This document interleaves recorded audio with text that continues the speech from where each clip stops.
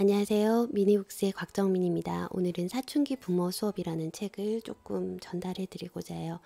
오늘 전달드릴 내용은 조금 무거운 주제예요.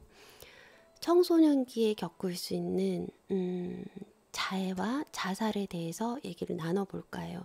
이거는 제가 두 아이를 키우는 엄마이자 이 사회를 살아나가는 내 구성원으로서 여러분들과 함께 꼭 한번 공감하고 얘기를 나눴으면 좋겠다는 부분이 들어서 오늘 이 책을 들고 나왔습니다. 여러분들, 장희윤 선생님이라는 분이 사춘기 부모 수업이라는 이 책을 펴내셨는데요. 지금 현직에서 중학교 국어를 가르치는 선생님이시고 현직에서 이제 다양한 여러 아이들을 겪으면서 이 책을 펴내신 것 같아요. 그러면서 57페이지 이런 내용이 나와요.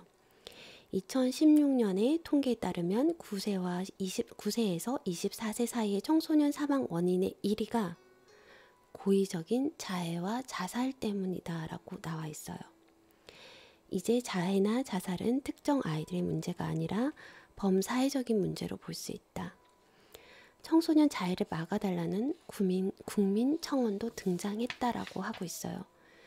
제가 오늘 왜 이 얘기를 드리냐면 저는 두 아이를 키우는 엄마로서 그리고 이 사회를 살아나가는 구성원으로서 여러분들이 이 청소년기에 겪는 자해와 자살에 대해서 조금 더 심각하게 한번 생각을 해봐 주셨으면 좋겠다는 생각에 이 영상을 찍게 됐어요. 아이들이요, 자해 수준은 이제 극적으로 가고 있어요. SNS에 자해에 관련된 여러 소셜미디어들이 발달을 하면서 아이들끼리 자신의 힘든 감정이나 마음들을 호소하는 글을 올리게 되고 그 글을 퍼다 나르는 경우들도 있고 자해 경험이 있는 아이들만 가입할 수 있는 사이트들도 생겨나고 그러면서 누군가가 나를 좀 봐줬으면 좋겠다라는 글들을 굉장히 많이 올린단 말이에요. 그럼 그 아이들을 막을 수 있었다라는 얘기거든요. 자해나 자살이라는 충동은요, 우리 어른들도 느끼잖아요. 아이들도 느낄 수 있어요. 그 느끼는 게 잘못됐다라는 게 아니에요. 그걸 느꼈을 때 그 아이들이 건전한 방법으로 극복해낼 수 있는 방법을 우리가 고민하고 알려줘야 되는데 너무 극단적인 것들을 많이 있음에도 불구하고 아이들은 어떤 방법으로 자기가 그 충동을 이겨내야 되는지에 대해서 알지를 못한단 말이에요. 그러면서 해결책으로는 정신과 상담을 받아야 돼, 우울증 약을 먹어야 돼, 그리고 부모부터도 치료를 해야 되고, 가족들이 어떤 상황이 있는지에 대해서 알아봐야 되고, 시간이 너무 오래 걸리는 거야 라고 얘기를 하고 있어요. 그런데 저는 여기 반문을 조금 들고 싶은 거예요. 그렇게 오래 걸리는 거면 자상 충돌이 일어났을 때 아이들이 어떻게 즉각적으로 대응할 수 있는 방법들은 없을까에 대해서는 왜 얘기를 안 해보지? 너무 오래 걸리잖아요. 이 자살 충동을 느끼고 우울증을 헤어날 때까지 여러 가지 방법들이 있는데 즉각적인 해결책을 찾을 수 없다라는 게 너무 안타까운 거예요. 아이들이요, 손목을 끄거나 송곳으로 막 찌르는 그런 자해를 한대요. 그런데 그런 아이들을 막을 수가 없고 이런 아이들이 특정한 우울증을 앓는 아이들이냐? 그것도 아니라는 거예요. 성적이 좋음에도 불구하고 이 아이들이 특별한 굉장히 쾌활하고 맑은 아이인데도 불구하고 이런 자살 충동을 느끼고 자해를 하는 행동들이 나타난다라는 거예요. 그럼 이 아이들은 어떻게 해야 될까요? 책에서도 이렇게 나와 있어요. 그럼 이렇게 자해하고 자살하는 아이들에 대해서 부모와 교사가 지속적인 관심을 보이고 지속적으로 도와줘야 된다라고 나와 있단 말이에요. 그런데 우리가 관심이 없어서 그 아이들이 그렇게 할까요? 학교 선생님들이 관심이 없어서 그렇게 할까요? 아니라는 거예요. 관심이 있는데도 불구하고 더 많은 관심도 원해요. 아이들이요. 난폭한 행동을 하거나 아니면은 소리를 지르거나 이런 행동들이 강화되는 건 부모의 관심을 받기 위해서 그런 거잖아요. 어린아이들은 그런 식으로 표현을 하지만 청소년기가 되게 되면 자기 몸을 자해하거나 자살에 대한 충동을 느끼면서 나에 대한 관심을 해달라고 표현을 하지만 거기에 대해서 즉각적으로 반응을 해줘도 아이들은 호전이 안 된단 말이에요. 그럼 그 아이들을 훈육하거나 가르치는 방법은 왜 나와 있지 않는지 모르겠어요. 단지 그런 아이들에게 관심을 보이고 그 아이들 입장에서 공감해주고 그 아이가 왜 그런지에 대해서 들어주라는 얘기는 나와 있어요. 그리고 정신과 치료 받으면 좋죠. 근데 언제 가서 받아요? 그 아이들 받으려고 할까요? 안 받아요. 그리고 약물 치료 더더욱이나 안 하죠. 부모님들 올까요? 안 와요. 그런데 이게 교사의 노력만으로 가능할까요?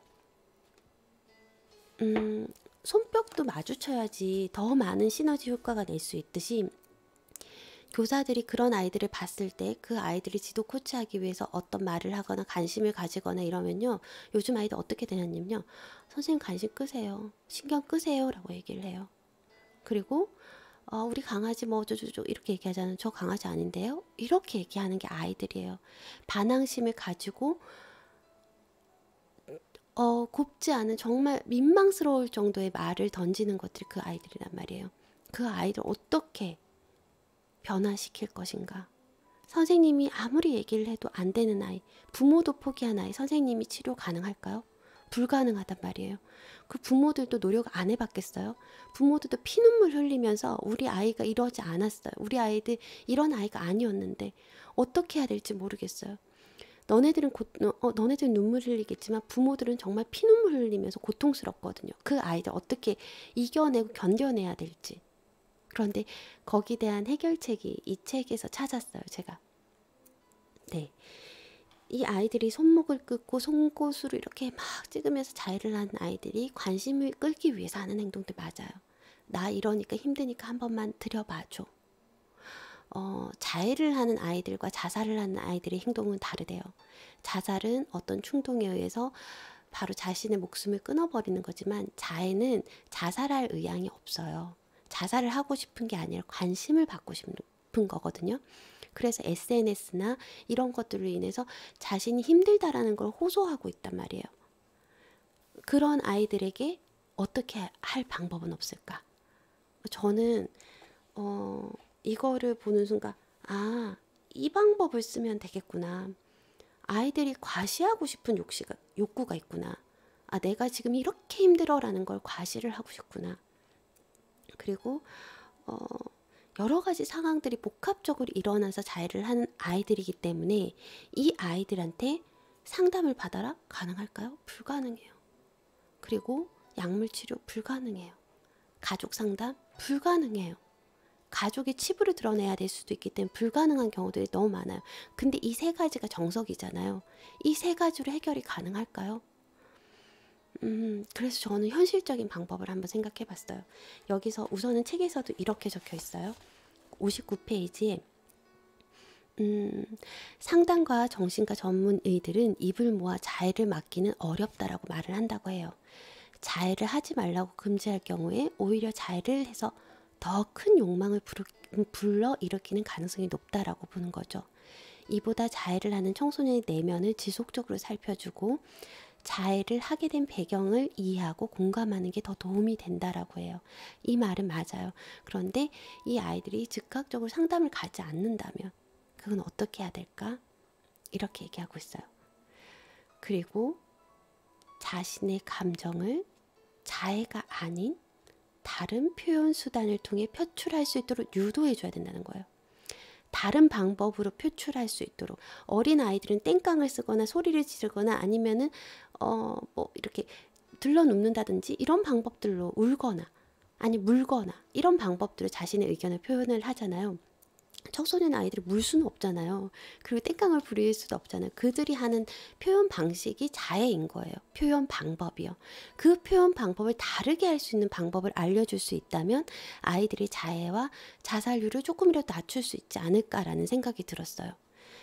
저도 전문가가 아니기 때문에 그냥 제 입장이라면, 저희 아이 입장이라면 이 방법을 써보면 참 좋겠다라는 생각이 들었는데 그 방법이 뭐냐면 자신의 감정을 자해가 아닌 말, 글, 미술, 연극 등 다른 표현 수단으로 바꿔보자라는 거예요.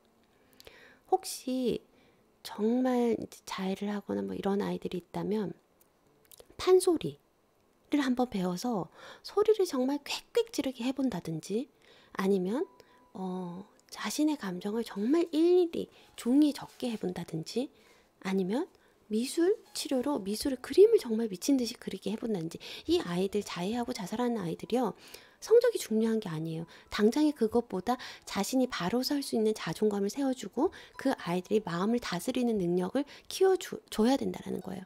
자살이나 자해라는 충동은요, 성인인 우리들도 느낄 수 있어요. 그거는 누구나 느낄 수 있는 감정들이기 때문에 그 감정 컨트롤을 할 수 있게끔 표현 수단을 바꿔주는 방법입니다. 그 표현 수단을 바꿔주는 방법은 여러 가지가 있겠는데요.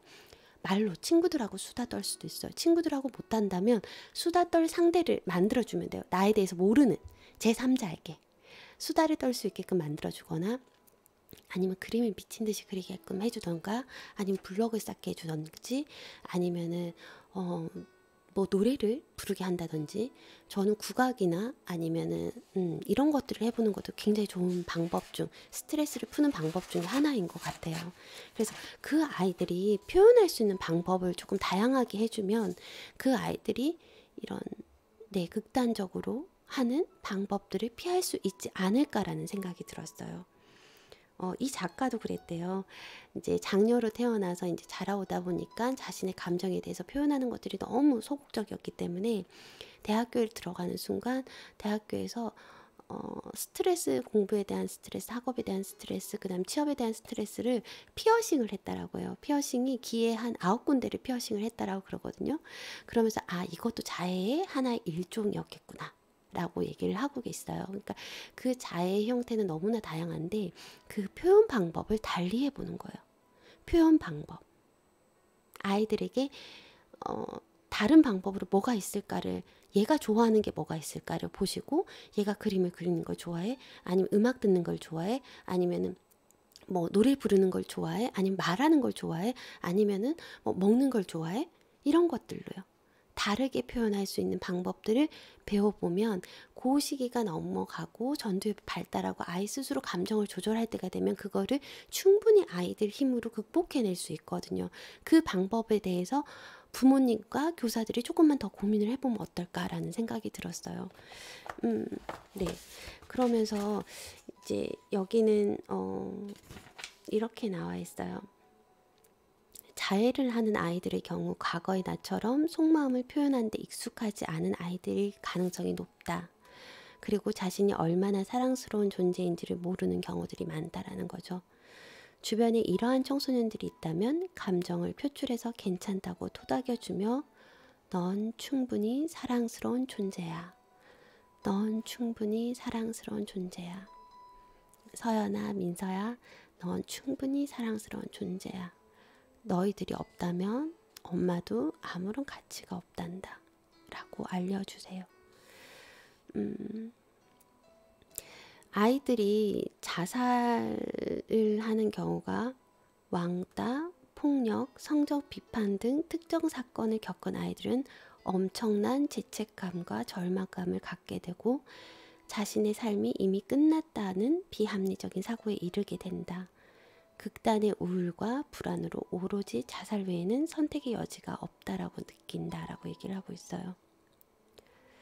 이런 아이들에게 정서적인 혼란스러운 사춘기 아이들은 우울증 증상만 있는 경우는 거의 드물다고 해요. 대개는 양극성 우울증, 즉 조울증으로 나타난다. 맞아요. 아이들은요, 조금만 기분이 좋아도 날아갔듯 기뻐하다가 조금만 아프면 끝없이 나락으로 떨어지게 되어 있어요. 그렇기 때문에 그 아이들은 여러 가지 감정 변화에 대해서 훅훅 다닌다고요. 그 감정 변화가 나쁜 게 아니야. 우울할 수도 있는 것도 너의 감정이고 기쁜 것도 너의 감정이야. 그걸 그대로 받아들여. 그게 너야. 그런데 그걸 잘 이기고 딛고 넘어갈 수 있도록 힘을 길러주는 게 우리가 먼저 산 사람으로서의 역할이라는 거죠. 그리고 그 역할로서 그들이 표현하는 자해나 자살이라는 행동 양식을, 표현 양식을 다른 방법으로 할 수 있게끔 해주는 거예요. 그리고 더 좋은 경험은 뭐냐면 아이들이 슬프거나 무기력한 상태에서 벗어날 수 있는 거는 성공 경험인 것 같아요. 나 이거 했는데 이게 되게 뿌듯한 거예요. 너무 잘 된 거예요. 내가 이거를 목표로 했는데 이게 잘 됐어. 그럼 다음에 좀 더 잘하고 싶거든요. 그러면서 그런 무기력증과 그리고 자기를 자해하던 행동이 부끄러워지거나 다른 방법을 표출하는 방법을 찾게 되고 삶이 재밌어지는 방법을 찾게 돼요. 저 또한도 그랬던 것 같아요. 내가 너무 부끄럽고 정말 쥐구멍이라도 숨고 싶고 너무 네, 그런 적이 있었는데 그럴 때 내가 뭐 왜 이렇게 살아야 되지? 내가 이렇게밖에 안 되나? 나라는 존재가 이건가? 라는 생각이 들면서 굉장히 우울하고 무기력해진 경우들이 있었는데 그때 작은 경험을 했어요. 작은 성공의 경험이요. 영어 단어를 외운다든지 아니면 누구에게 인정받는 뭔가가 있었어요. 인정받는 그 사건이 있은 이후로 나 여기서 잘했던 아이지, 나 그래도 할 만한 아이지 라는 자존감이 생겼고 내면에 나를 믿어주는 힘들이 생겨났거든요. 그렇기 때문에 아이들한테 작은 성공을 맛볼 수 있게끔 한번 해보는 것도 굉장히 좋은 것 같아요. 연극을 해서 뭐 성황리에 이제 어떤 발표회를 한다든지 이런 것들로 아이들에게 뿌듯함과 즐거움과 기쁨과 성취에 대한 것들을 이뤄줄 때 아이들은 나 참 괜찮아. 나도 이럴 때도 있고 저럴 때도 있구나 라는 감정의 힘이 생기는 것 같아요. 그렇기 때문에 혹시나 이런 아이들이 표현 방법을 바꿔주고 그들에게 작은 성공을 할 수 있는 기회를 한번 줘보는 것도 좋을 것 같아요. 그 아이들이 너는 참 이러이러한데 근데 너는 이건 참 너만큼 잘하는 아이가 없는 것 같아. 우리 아이 같은 경우는 고양이 흉내를 굉장히 자주 냈거든요. 그래서 주변에서 굉장히 걱정을 했어요. 쟤 이제 초등학교 가고 그럴 건데 아직도 고양이 흉내 내고 말을 안 하고 고양이 흉내를 냈어요. 그럴 때 제가 굉장히 많이 고민을 하고 걱정을 하고 상담을 받을까도 고민을 했었는데 어떤 선생님이 한 분이 그렇게 얘기하셨어요. 저 아이만큼 저렇게 고양이 흉내를 잘 내는 아이가 있을까요? 저 아이만큼 저렇게 고양이 마음을 잘 이해하는 아이가 있을까요? 괜찮아요. 정말 잘하는 거예요. 라고 칭찬을 해주셨거든요. 저게 나쁜 게 아니구나. 저게 틀린 게 아니구나. 그냥 다른 것 뿐이구나. 제가 하고 싶은 만큼 충분히 하다 보면 저게 스트레스를 푸는 방법이구나. 라는 걸 깨달았어요. 그 후로 그런 행동이 있을 때마다 얘기는 했어요.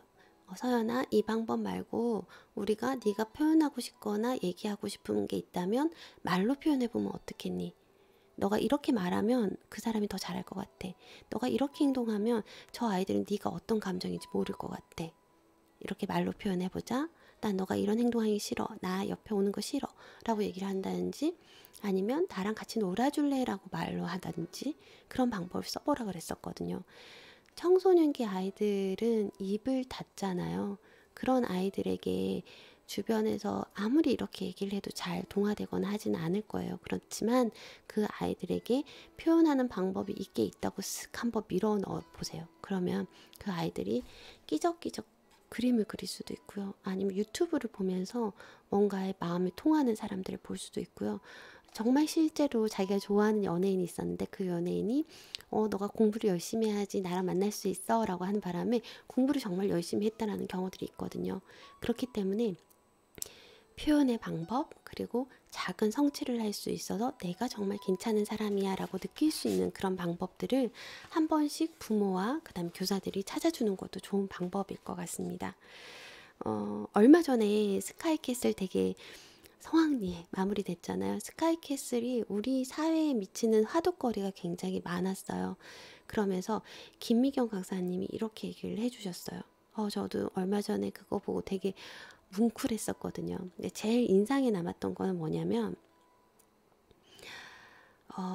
우리는 어른으로 태어나서 먼저 태어난 건 맞는데 생명을 대하는 기본 자세는 존중이다라는 거예요. 이 아이들을 존중해 주는 거예요. 생명을 대하는 기본 자세는 존중이다. 우리 아이들을 대하는 기본 자세는 존중입니다.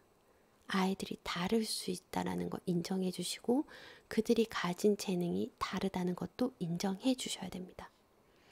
그리고 두 번째로 이런 얘기도 하셨어요. 모든 아이들은 밤하늘의 별이다.